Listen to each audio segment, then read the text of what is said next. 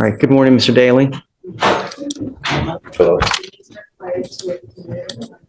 What would you like? So, Judge, two things. I talked to Madam Prosecutor on this case, Judge, and I'm approaching on two things. One, bond reinstatement, and PC on this case, Judge.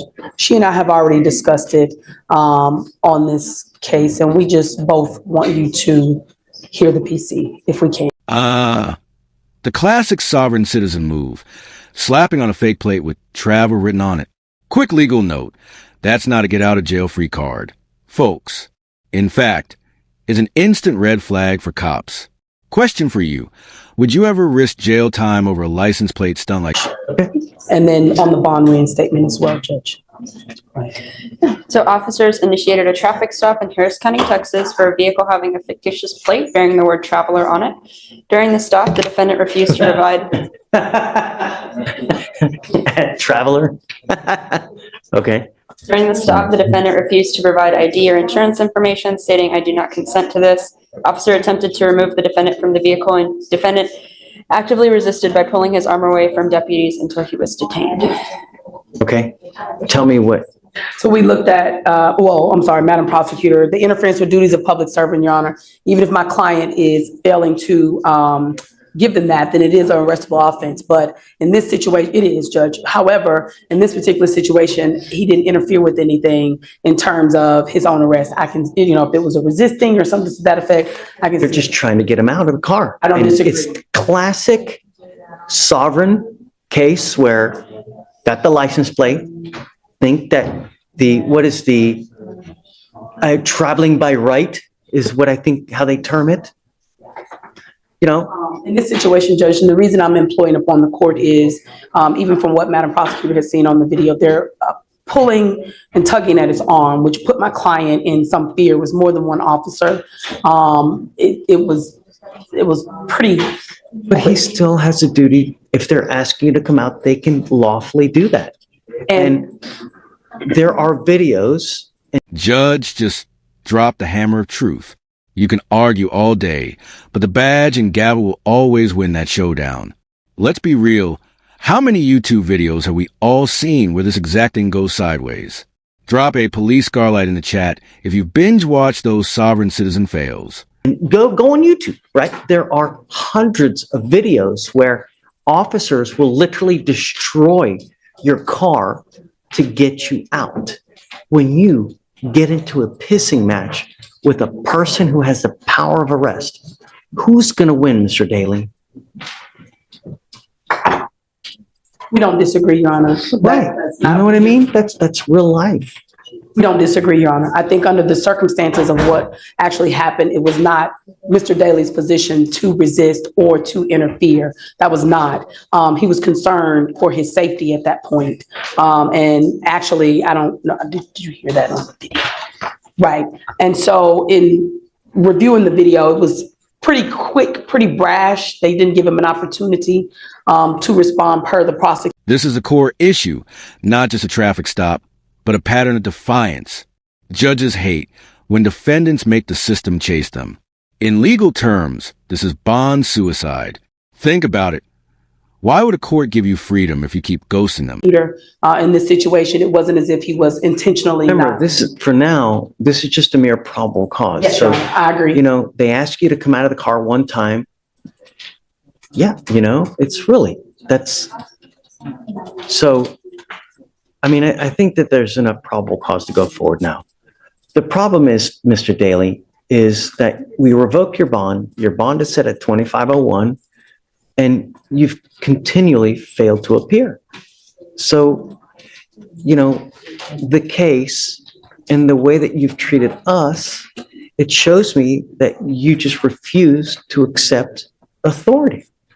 How are we supposed to deal with that?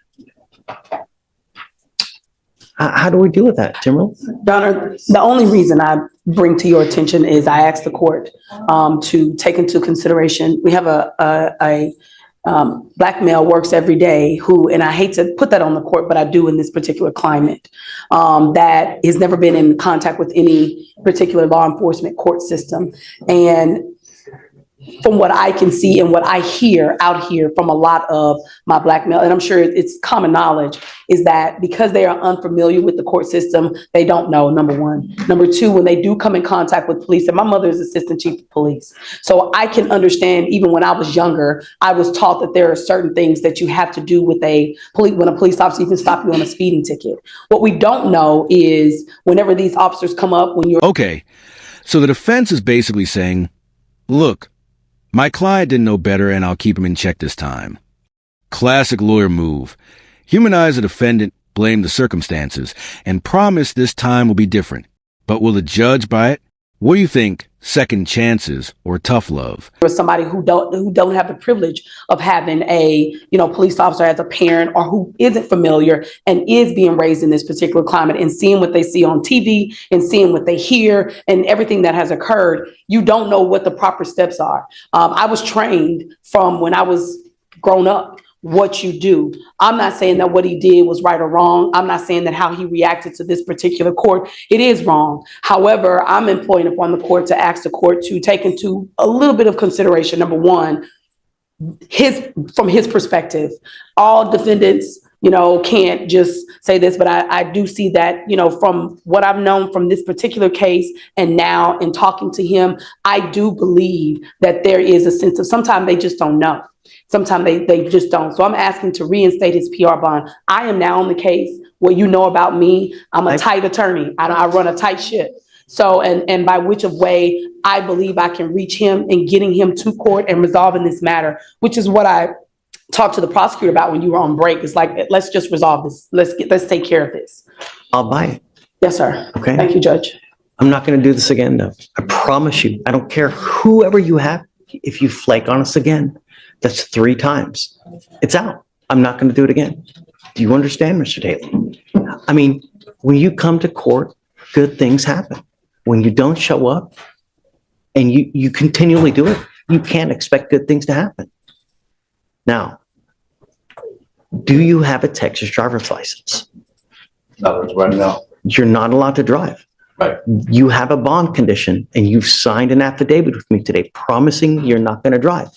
I don't care how you term it. Driving, traveling, however you're going to word it, whatever you do not get into the driver's seat of an automobile, a motorcycle, anything with a combustible engine where... Whoa, that's not just legal advice.